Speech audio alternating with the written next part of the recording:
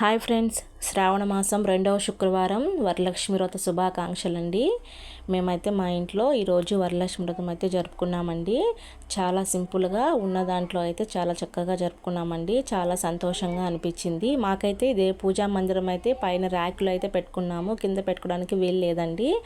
ఇంకా ఇలా పూజకు సంబంధించి ఇలా అన్నీ పెట్టుకొని చేసుకోవాలంటే పైన స్పేస్ సరిపోదని నేనైతే కింద పీఠం అయితే వేసి అమ్మవారి పటాన్ని అయితే పెట్టి పూజ చేసుకున్నాను. మాకైతే కలశం ఆనవాయితీ లేదండి. మేమైతే ఇంకా అమ్మవారిని ఇలా రెడీ చేసి పెట్టడం కూడా మాకైతే రాదు. మేమైతే ఇంకా పటంతోనే పెట్టి చేసుకుంటామండి. నేనైతే ఈరోజు పూజలోకి ప్రసాదాలు అయితే 5 రకాలు అయితే చేశానండి. చాలామంది 9 రకాలు చేయాలన్నారు, కానీ నాకు అంత టైం అయితే లేదండి. నేనైతే 5 రకాలు చేశాను. మా వారైతే డ్యూటీకి వెళ్ళాల్సి వచ్చి తొందరగా పెట్టేశానండి. అమ్మవారికి పూజ ముగించుకున్నాను తొందరగా నేను. ఇంకా అమ్మవారి పటంతో పాటు నేనైతే వెంకటేశ్వర స్వామి అనేది పటం కూడా చిన్న పటం కూడా పెట్టుకున్నానండి. ఈ పటంలో మీరు గమనించినట్లయితే చుట్టూ అమ్మవార్లు కూడా ఉన్నారండి.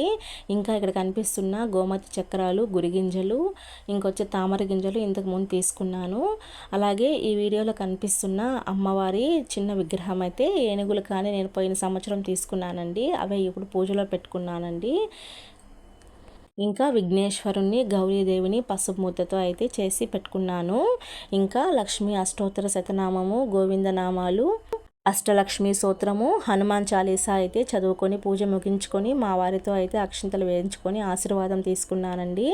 వచ్చే సంవత్సరం కూడా మనమందరము ఇలా వరలక్ష్మి వ్రతం జరుపుకోవాలని, అమ్మవారి ఆశీస్సులు, కరుణా కటాక్ష మనందరి మీద ఉండాలని మనస్ఫూర్తిగా కోరుకుంటున్నాను ఫ్రెండ్స్. ఇంకా ఈవినింగ్ అయితే మేము గుడికైతే వెళ్ళాలి అనుకున్నాము. మా వారైతే డ్యూటీకి వెళ్ళారండి. ఈవినింగ్ అయితే గుడికి తీసుకెళ్తానన్నారు. నేను కూడా నార్మల్గానే రెడీ అయ్యానండి. పూజ అయిపోయిన తర్వాత అందరికీ ప్రసాదాలు అయితే పంచి నేను కూడా ప్రసాదం అయితే తీసుకున్నానండి. ఇంకా అమ్మవారికి తాంబూలంలో అయితే చీర, రవిక, గాజులు, పసుపు, కుంకుమ, పండ్లు తాంబూలం అయితే పెట్టి సమర్పించానండి. అమ్మవారి దయతో, ఆశీర్వాదంతో వచ్చే సంవత్సరము ఇంకా బాగా జరుపుకోవాలని కోరుకుంటున్నానండి. కొంతమంది అంటూ ఉంటారండి, కనీసం ఆనవాయితీ లేకపోయినా పెట్టుకుంటే మంచిది అంటారు. కానీ మనకి అత్తింటి వారికి ఆనవాయితీ లేనప్పుడు చేయడం ఎందుకు అనేసి నేనైతే కలశం అయితే ఎప్పుడు పెట్టలేదండి. ఇలా అమ్మవారి పటాన్ని అయితే పెట్టుకొని నేను పూజ చేసుకుంటాను.